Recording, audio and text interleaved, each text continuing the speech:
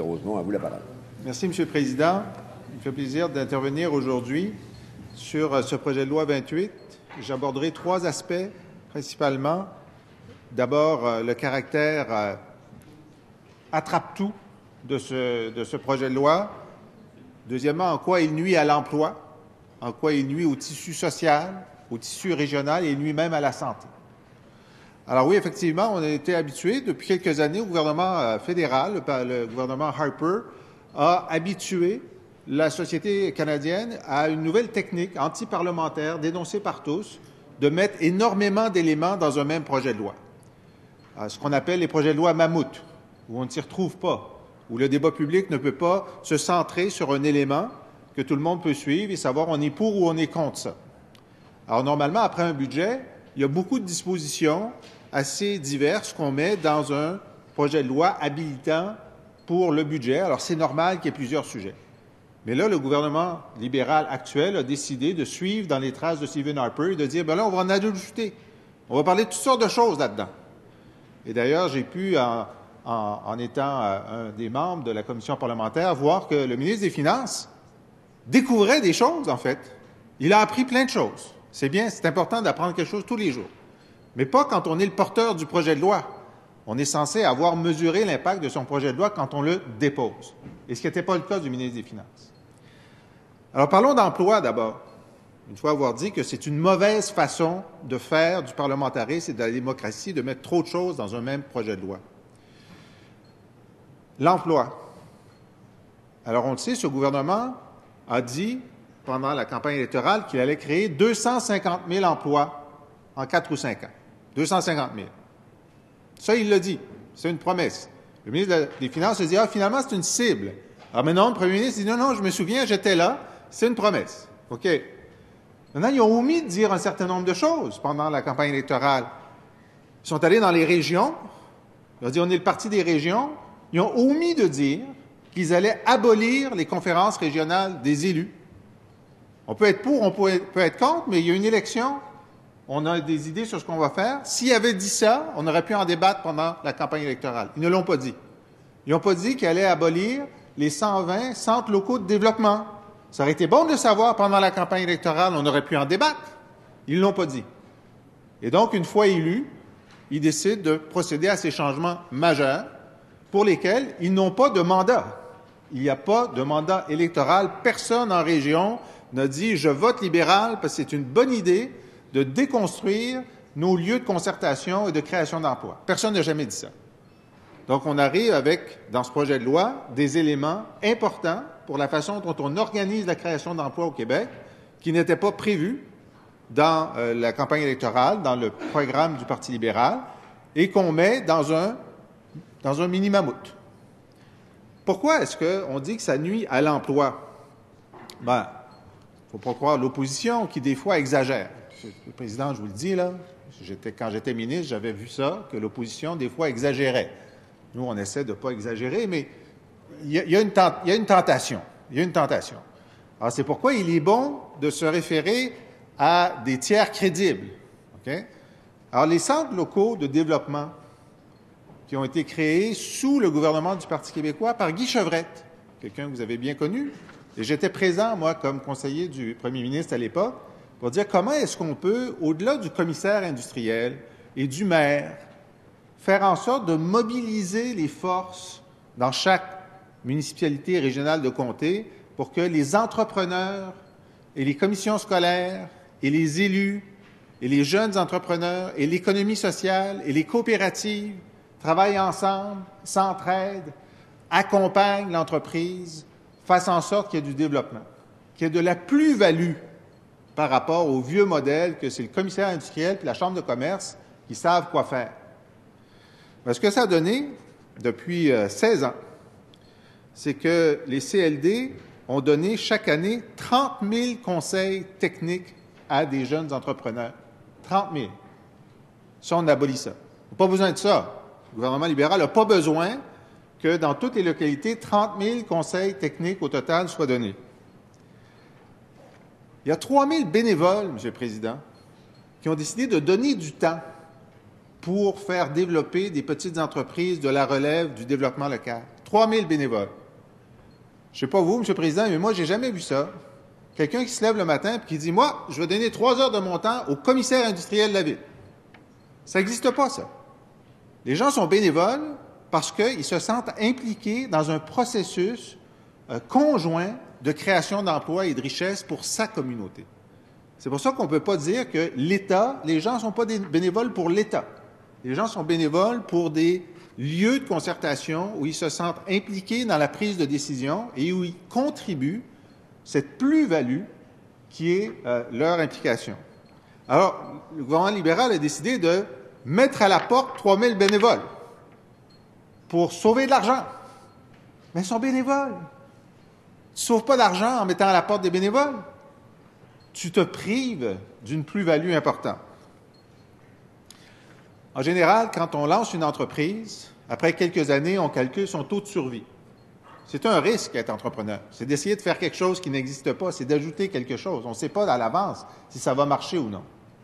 Et donc, après quelques années, 2 entreprises sur 3 nouvelles meurent. Ça ne marche pas. 2 fois sur 3. Mais les entreprises qui ont été accompagnées par les centres locaux de développement et par ces entrepreneurs bénévoles qui ont joué le rôle de mentors, ont survécu les 3/4 du temps. Le taux de succès de ces entreprises-là, c'est de 75 %. Le taux de succès des entreprises non aidées par les CLD, c'est seulement de 35 %. Mais le gouvernement libéral dit non, nous autres, ça ne nous intéresse pas. D'augmenter le taux de survie de la relève entrepreneuriale, ça ne nous intéresse pas. Alors, M. Yves Moret, c'est un entrepreneur de la Rive-Sud de Montréal qui a décidé, après avoir eu des bonnes entreprises puis avoir fait de bonnes affaires, de donner du temps comme bénévole à son CLD local, puis il est devenu président de l'Association des CLD du Québec. Il est venu nous dire des choses. Il est venu nous dire, et je le cite, « Évidemment, à notre avis, ce projet de loi marque un recul important en matière de développement local et plus particulièrement sur le plan économique. Évidemment, en sabrant sur 55 % dans le financement du développement économique local, en se privant dans plusieurs régions du Québec, en diminuant dans les autres l'expertise développée par les CLD, ça a des conséquences.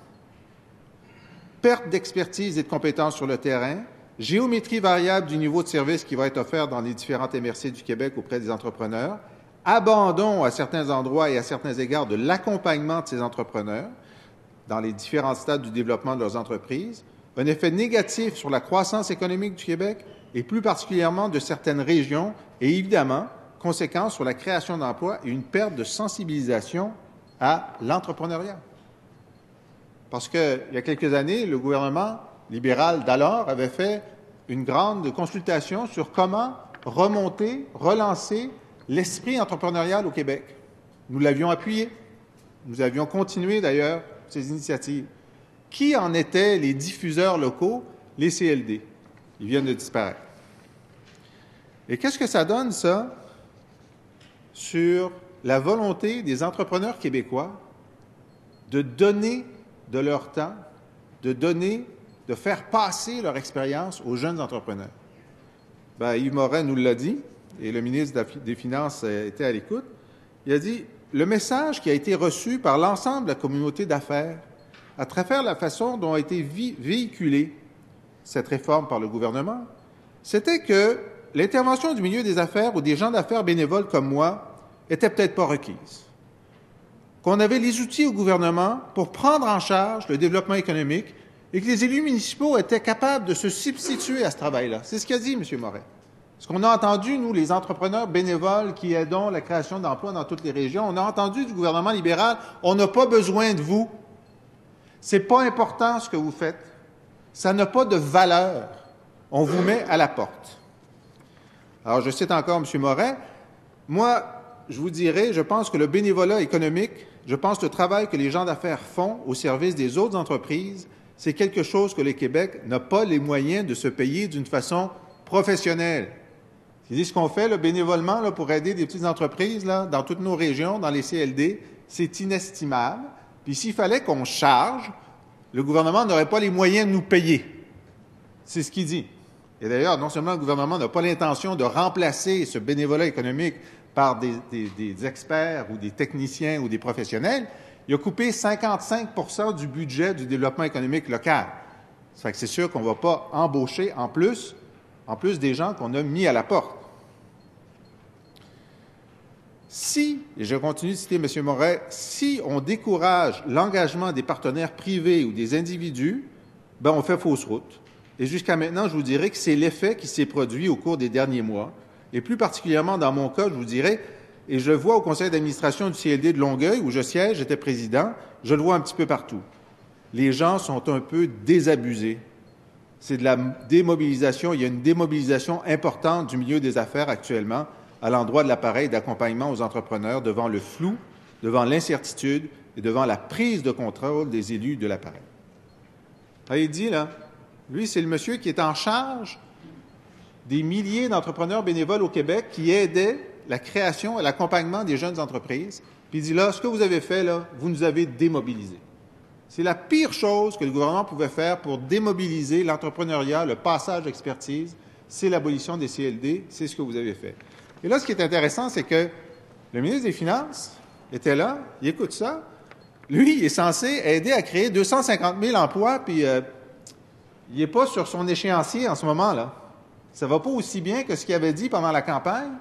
Puis là, il vient de se faire dire par le représentant des entrepreneurs, vous venez de nous causer un tort considérable, vous venez de nous démobiliser.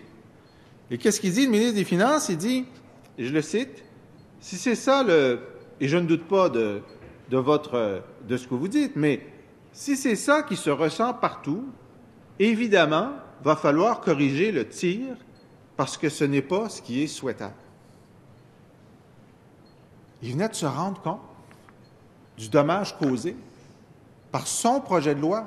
Mais évidemment, ce n'est pas ses articles de loi, parce que lui, il ne sait pas, là. Il s'est fait mettre dans son projet de loi, Mammouth, des trucs qui viennent d'ailleurs, qui viennent du ministre de l'Économie. Et lui pense que, lui, ancien banquier, il connaît ça, l'économie. Il va s'en occuper. Il n'a pas besoin des CLD. Ça vient du ministre des municipalités, qui lui dit, ben moi, c'est les élus qui comptent. Les lieux de concertation avec la société civile, ça ne m'intéresse pas. Ils ont mis ça dans le projet de loi du ministre des Finances. Le ministre des Finances dit « Wow! Je viens de me rendre compte de quelque chose, là.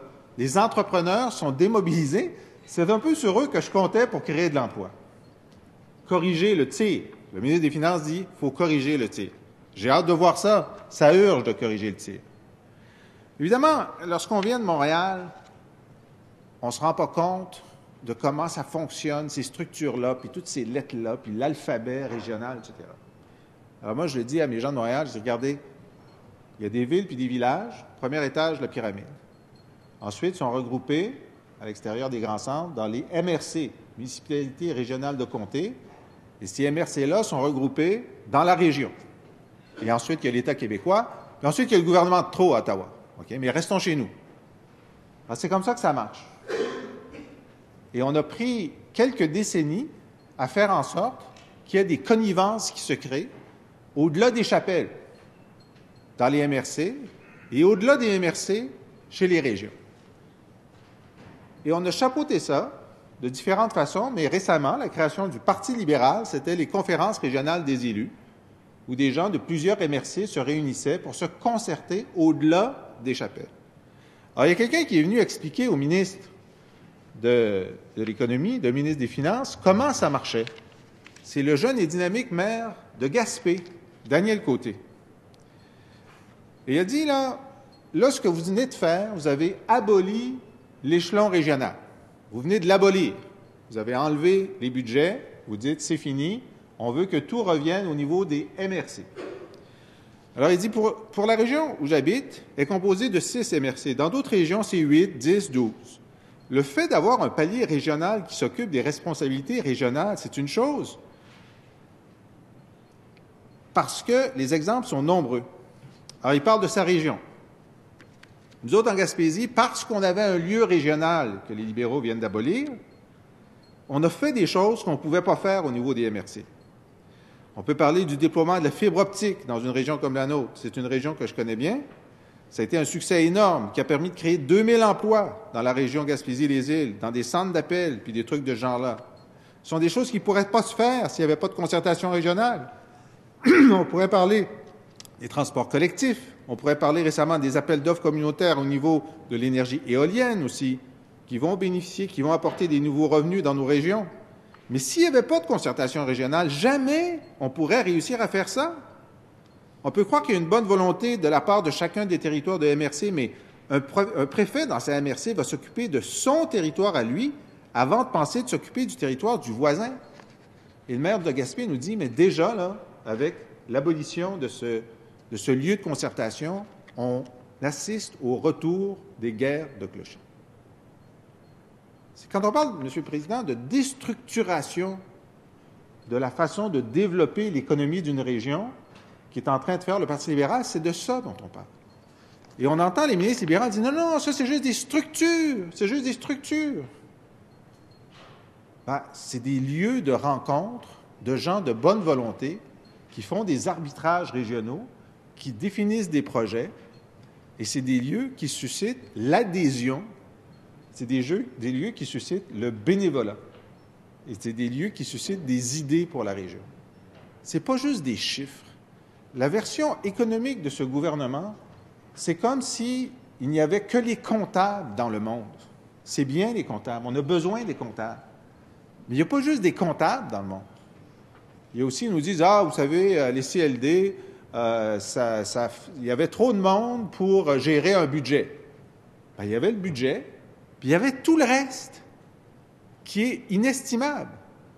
L'accompagnement, le développement d'idées, faire en sorte d'accompagner un entrepreneur qui n'aurait pas eu son prêt à la banque si le CLD n'avait pas été là pour l'accompagner. Il y a des tas de choses là, je dis inestimables, mais mesurables. Et il y avait des indicateurs de reddition de comptes pour les CLD, et les CLD ont constamment égalé ou surpassé les éléments de reddition de comptes qui lui étaient demandés. Alors ça, c'est ce qu'on est en train de perdre, les lieux où les gens se parlaient, s'entraidaient pour créer de la richesse dans nos régions. Mais c'est juste une partie de ce qui est en train de se passer, parce qu'il y a un effet cumulatif de la totalité de ce que ce gouvernement est en train de faire dans les régions du Québec. Et je vais vous citer, M. le Président, vous êtes au courant de ça, c'est un communiqué du 17 février qui nous vient de Rouyn-Noranda, et où le bientôt ex-président de la Conférence régionale des élus de l'Abitibi-Témiscamingue, Jean-Maurice Matte, fait la liste de l'impact cumulatif des décisions de ce gouvernement sur le tissu social et économique de sa région. Alors, il dit « Fermeture du bureau régional du Conseil du statut de la femme, compression au ministère des Forêts, de la Faune et des Parcs, compression du côté des carrefours jeunesse-emploi, compression budgétaire à la Sûreté du Québec, réduction de nombreux postes de cadres dans le domaine de la santé. L'abolition des C3S, c'est moins de gens qui travaillent en santé. Sans oublier la centralisation des activités de la financière agricole, perte de fonds dédiés à la rénovation de logements et la recherche forestière et d'autres services gouvernementaux. Alors imaginez dans une région là, qui a réussi à se concerter, qui a réussi à faire des choses, se faire enlever en un an tous ces outils-là. Puis là, on se demande pourquoi il n'y a pas de création d'emplois. Vous voyez, démobiliser une région, démobiliser les régions, c'est nuire à l'emploi. Un dernier mot sur la santé au sujet des pharmaciens. Alors, dans ce projet de loi, en plus, il y a quelque chose sur les pharmaciens. Il y a quelque chose qui dit, vous savez, dans la santé au Québec, on n'a pas assez d'argent. Alors, avec les médecins, on leur a garanti toutes les augmentations de salaire qu'ils voulaient, mais on les a étalées dans le temps. Mais pour les pharmaciens, eux autres, c'est spécial. Eux autres, on va baisser leur rémunération. On va augmenter leur charge de travail, mais on va baisser leur rémunération. Et là, on va s'attendre à ce que les pharmaciens, contrairement aux médecins spécialistes, on va s'attendre à ce que les pharmaciens deviennent des bénévoles et qu'ils fassent des actes cliniques gratuitement. Et comme ma collègue le disait tout à l'heure, pour les piluliers, qui a l'air de quelque chose de simple, quelque chose de très compliqué, parce qu'il faut que le pharmacien pose un geste clinique de décider les médicaments qui vont ensemble et qui ne vont pas ensemble, on va dire, écoutez, on vous le paye moins qu'avant. C'est de plus en plus important, on vous le paye moins qu'avant. Alors vous, faites du bénévolat. C'est comme ça qu'on va nuire à la santé. Merci.